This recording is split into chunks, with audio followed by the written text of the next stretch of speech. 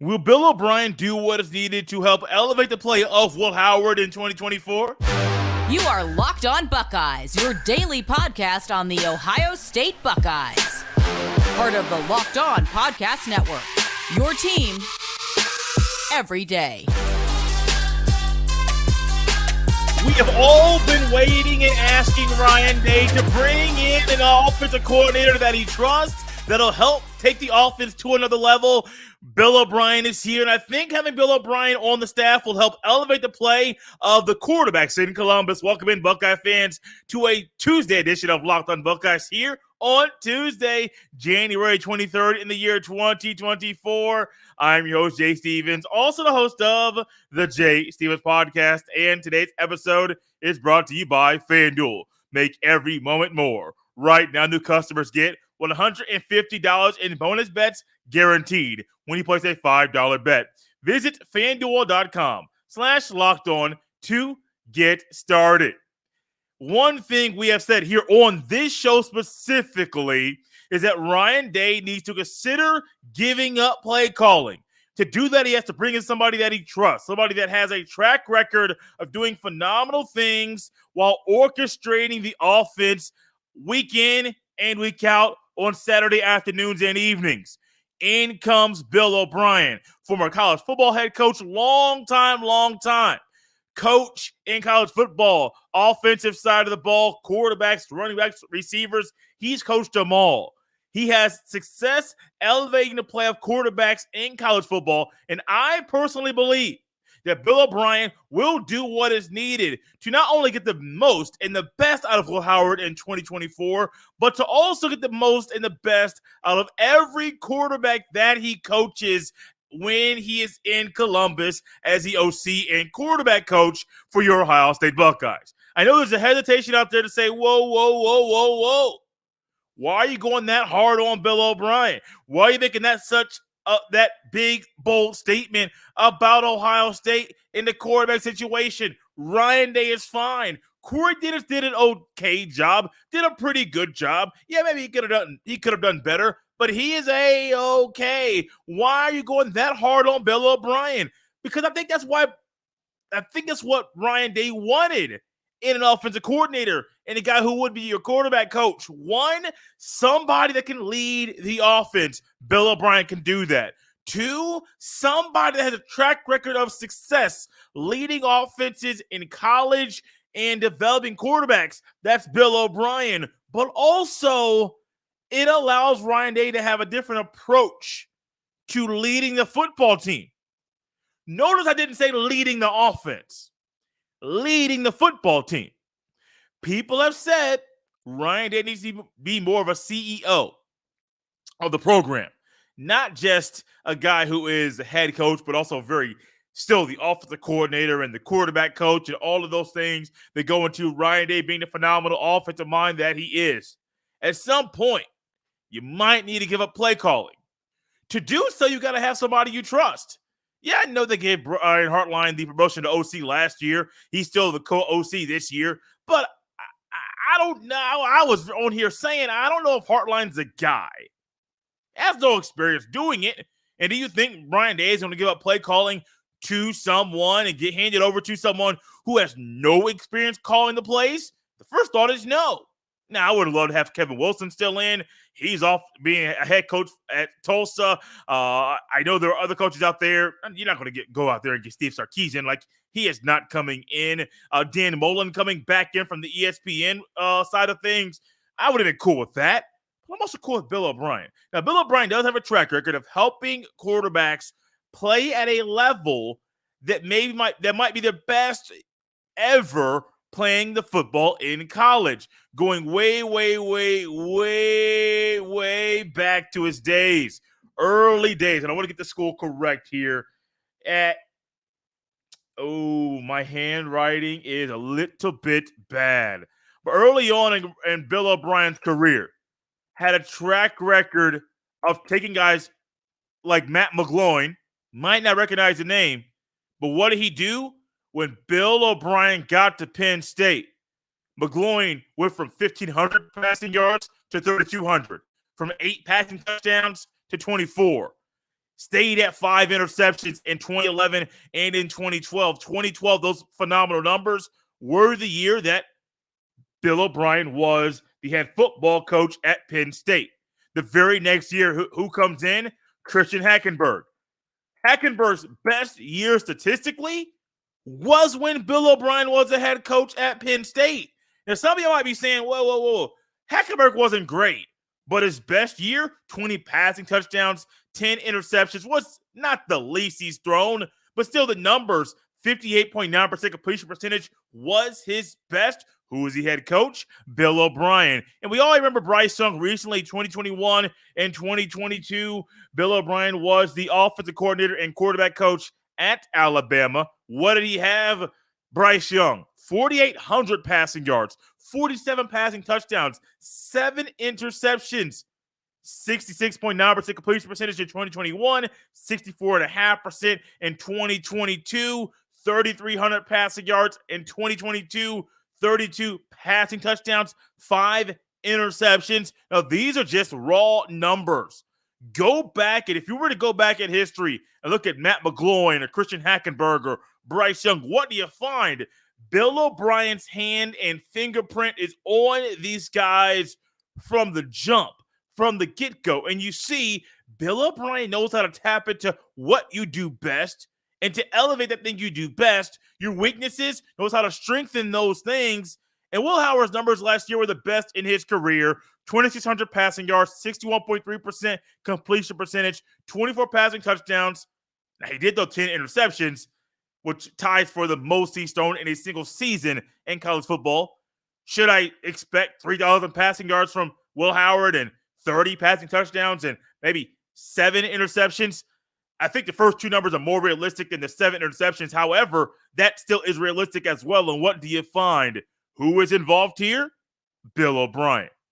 I do think Bill O'Brien, if he stays here for a longer period of time, say not just 1 or 2 years, but let's say it's 2 to 5 years, the quarterback play at Ohio State will improve. It'll also allow Ryan Day, if Ryan Day makes it past this year, this upcoming season, and he stays for another 2 or 3 or 5 years, what do you find? I think Ryan Day is going to have a better grasp on how to oversee the entire football program and also be able to attack the portal like he has this offseason, like the way that he went out and got Julian Sayin out of the portal, former Alabama quarterback. He said, hey, young man, you're available? Number 1 quarterback in the transfer portal? Come on to Columbus. We'll take your services over here. Ryan Day having more time to oversee everything, handle everything that happens inside a college football program, I think is going to better suit the team and also allow Bill O'Brien to do what he does best. Now, take it for what it's worth.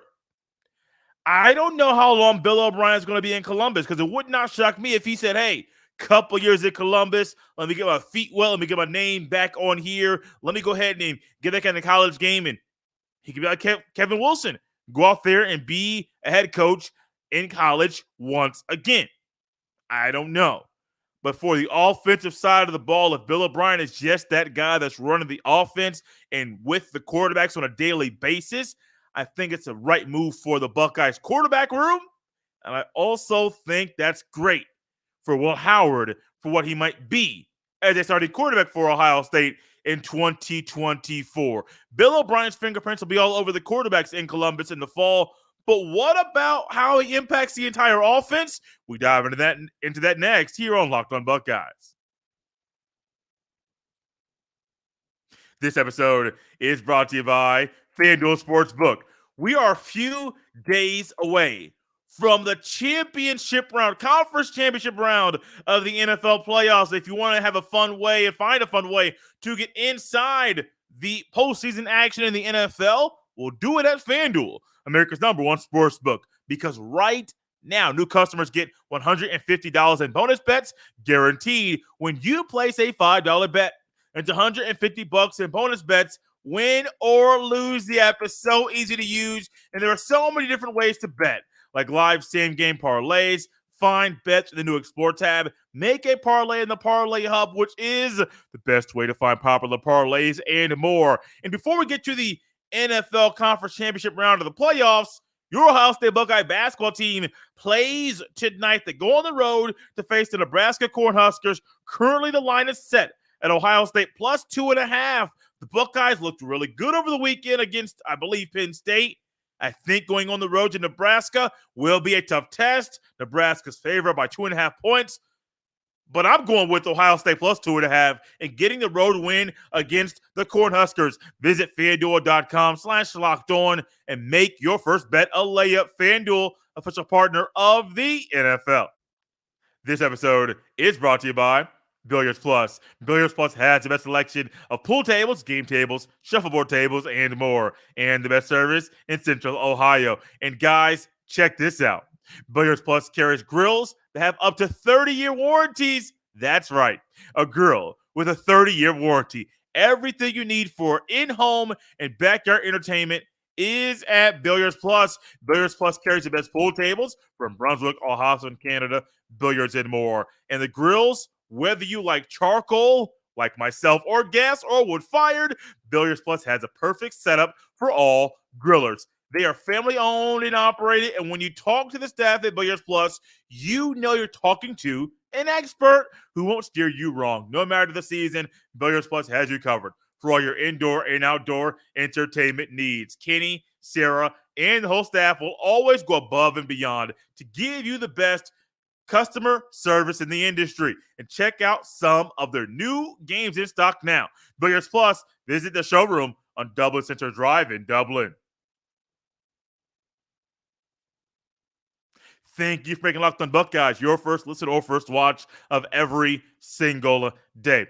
I'm going to do something with Bill O'Brien that I did not think I was going to do, or really wasn't in my mind when I heard about the hire. Yes, I was excited, but I'm going to back Bill O'Brien from the jump, from day one.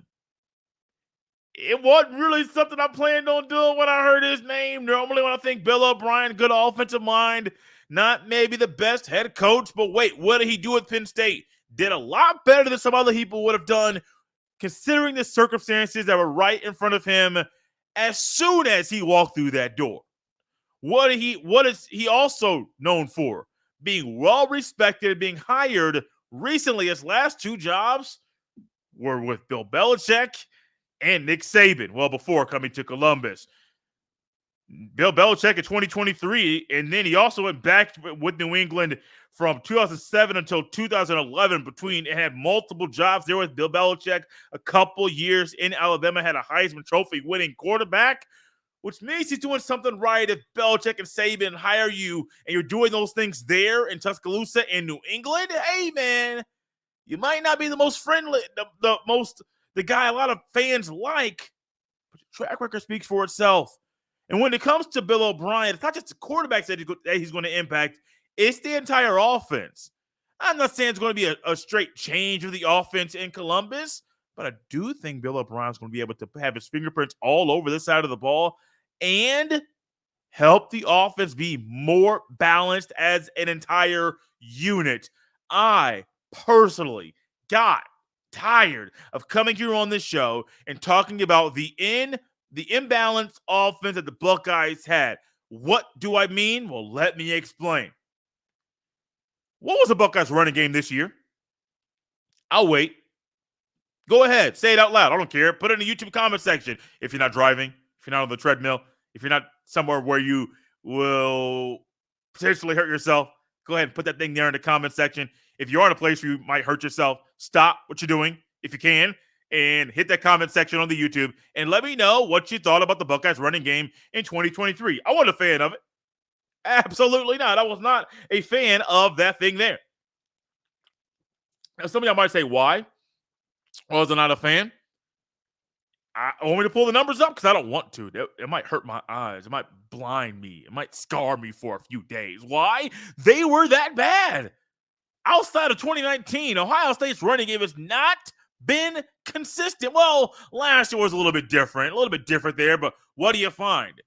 Consistency in a day in and day out, game in, game out, where things are the same? No.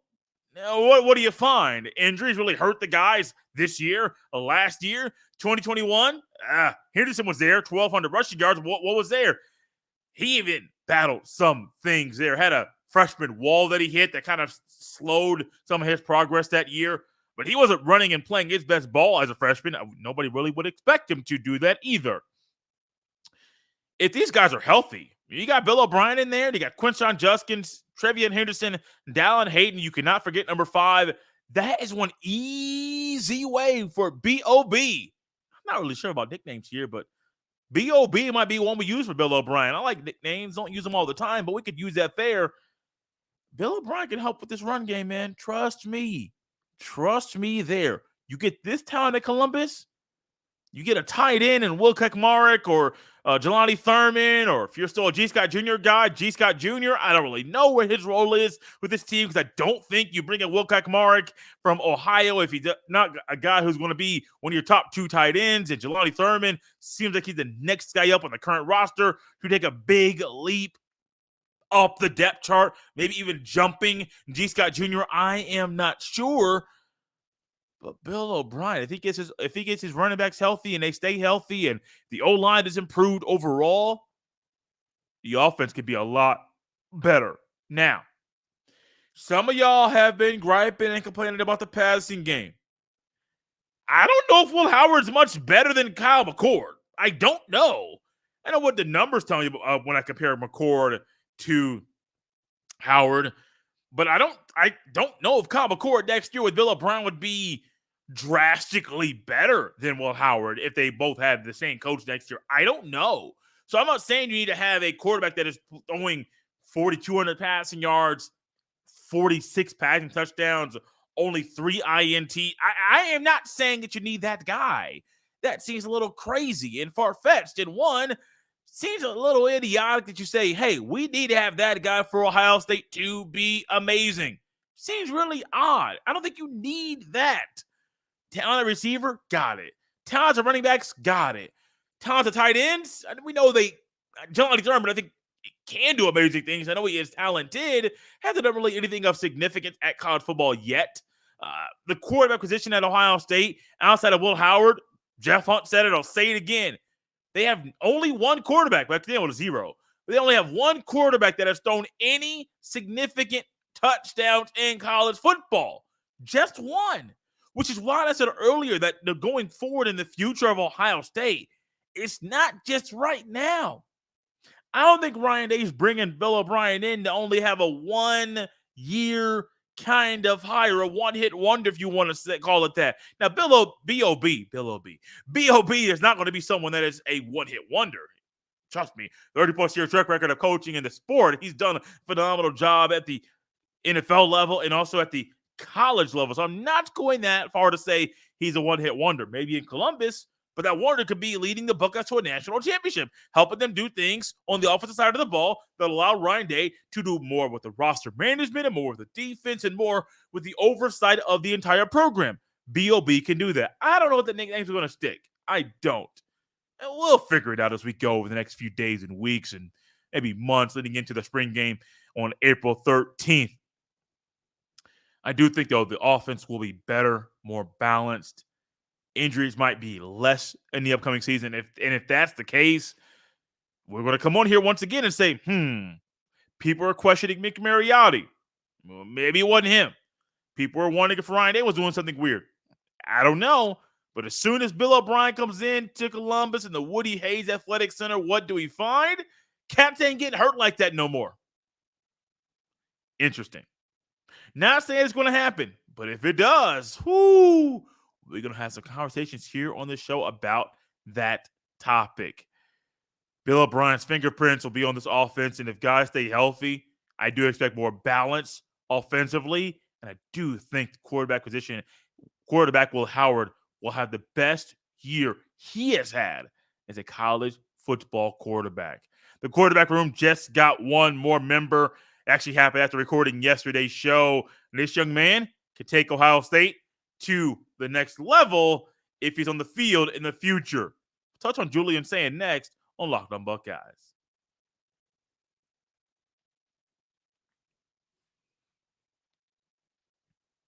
It's interesting how news comes out today and now, and how quickly it's come out this weekend.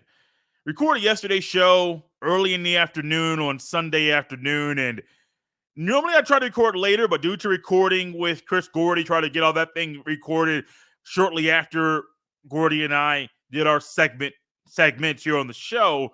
And I'm sitting here like, oh, okay, cool. Show is done. News is up. Great. Boom. Okay, we're fine. I don't know if it was maybe 2 hours later, not even that long after recording the show that we heard yesterday, got the announcement at the Buckeyes got a transfer, another one from Alabama. Now, you may have been saying, whoa, what other one from Alabama was it Caden Proctor? No, he went to Iowa. He went to the Hawkeyes. They have a good track record there. Kirk Ferentz does of developing offensive linemen. So no, they didn't get Caden Proctor. And honestly, I don't blame him. Buckeyes' track record of developing offensive linemen of late has not been the best. So I'm not really shocked that he went to Iowa. Not at all. But you got Seth McLaughlin, center. You got Caleb Downs. A few days ago, a couple days before Sayin transferred, Caleb Downs on Friday, and that story's an interesting one. I've heard multiple people tell a story that is very, very similar about Downs. Thought he was going to Georgia. The enrollment process was started. Next thing you know, the parents said, oh, no, we're going to stop this now. He transfers to Ohio State. Very interesting how even people at Georgia thought Downs was going there. Nah, he's in Columbus now. But Julian Sayin, the number one quarterback of the transfer portal, just transferred to Ohio State. My first thought was, well, I had numerous ones, but one of them was, this reminds me of C.J. Stroud and Jack Miller III, both being recruited to Ohio State. Now, I think both of these guys, like if you compare Aaron Noland and Julian Sayin and Stroud and Miller III coming out of high school, I don't think that Miller III and Stroud were as close as far as being as good of players.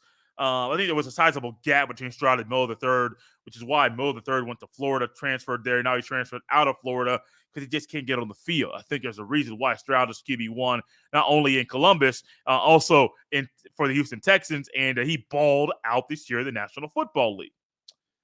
But you have Aaron Noland and Julian Sayin in the same class. You may want to say, Jay, how? He's a transfer from Alabama. How are they in the same class? Well, Julian Sayin is a member of the class of 2024.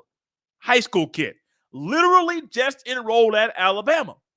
Upon the time that Nick Saban announced his retirement, at that point in time, football players at Alabama have 30 days from that point in time to enter the portal. Even though the first portal window is closed, it opens up for those 100-plus players to enter the portal and go play football somewhere else.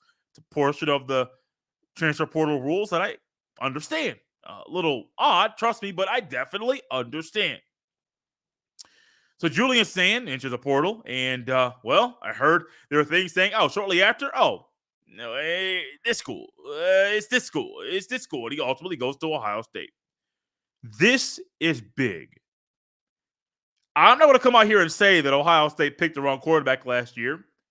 I don't have enough data to say Devin Brown would have done better. Or Lincoln Kienholz would have done better. Nobody has enough data to say that. Now, maybe Ryan Day will come out and say it, but me personally, we don't have enough data to make a statement like that. But we do have a statement, enough data to say this. Tongue-tied. Let's get back in track. When you bring a guy in like Julian Sayin with Aaron Noland, it not only boosts the youngsters in that room, and I'm going to group Lincoln Kienholz, Aaron Noland, and Julian Sayin together, but also makes Devin Brown realize if he is not increasing his play and getting better at a good enough rate, his playing time, when it's time for him to get on the field, might decrease, or he might not get on said field because the youngsters in that room are coming for him. They're coming for him. They're doing what is needed. They're getting better at a faster clip. Then Brown's getting faster. Next thing you know, they're neck and neck. And if there are two players that are neck and neck in a position room, what should the coach do? Play the younger guy. You got more time with him. Absolutely play the younger guy. I know Devin Brown's like, hey, I've been here longer. Don't nobody care about that stuff no more. You should have done it before. And if you do now, shame on you. That shouldn't matter. What should matter is the best player playing the football. There's two guys that are tied. Play the younger one. Got more time with him. You have more time to develop him. And I do think Ryan Day might be saying, look, ain't no more I recruited you and you going to play. No. We got to go out there and get the best players we can, make the roster the best roster it can be, so that if there is a situation like you have in 2014, starting quarterback goes down before the season starts. Backup starts the entire year. Oh, he goes down against Michigan, game 12 of the regular season. Oh, what happens? Third string quarterback comes in, Cardale Jones. Phenomenal 3-game stretch and run. But what happened? The depth in the room was there. The caliber of player in the room was there. But also, as I've heard Cardale Jones say, they were prepared for that moment as backups to say, hey, if my number is called, I can step up to the plate. I can step up and fill that role whenever my number is called. Now, Julian Sayin is only a freshman, a true freshman at that, so I don't know exactly what he's going to do at the college level. I say it all the time. I'm going to remind people how we should view the star system. You might see 5-star quarterback next to Julian Sayin's name. You may see number 1 quarterback in the transfer portal. You may see number 1 quarterback in the country. You may see all of those things, a 5-star here, and number 1 in this level, number 1 here. What does that stuff mean? Great. It's a grading tool. That don't mean nothing when you're on the field. Nothing at all. Yes, I know it's a blue chip ratio that Bud Elliott, I believe. He works for CBS. He's on Cover 3. I haven't listened to the show in a while. I think it's Bud Elliott. Hey, got this blue chip ratio. You gotta have this many 4 and 5-star guys, blue chip guys, to be able to win the Natty. Great, that's cool. That's cool. Like, I mean, there's some validity there based off the grading system. Cool. That's great. But you know what? I don't care if you're a 5-star or a 1-star. Your stars don't mean nothing when you step on that field. Because you can be a 1-star on the grading system, but you step on that field, you play like a 5-star. And what was it? Maybe you were misgraded, or you just didn't go to the camps where players get those grades. I'm going to leave it at that. When it comes to the quarterback room at Ohio State, yeah, it's loaded, but it's not a problem. A loaded room with young talent that's good, that's not a problem. What are you doing by bringing Sayin in? I said in the YouTube short that I put out when Sayin committed to the Buckeyes. But what are you doing by adding him in? You're adding depth. You're adding talent and competition. Competition with Aaron Nolan, competition with Lincoln Kienholz, competition with Devin Brown. I think the only one that's kind of, I don't want to say untouchable, is Will Howard. I don't think he's going to lose his job. I think he came in and the job was handed to him, but he also knows he got to compete. I think Will Howard would do just that very, very soon in Columbus. I mentioned earlier that the spring game is April 13th. If you're going to be there, let me know. I'm planning on being there that day, and my wife's planning on being there as well. If you want to meet us, I'll say hi. Don't really care. Have a little chit-chat with you, and enjoy some Buckeye football in the spring. Hopefully we got some good weather. You know your boy don't like the cold.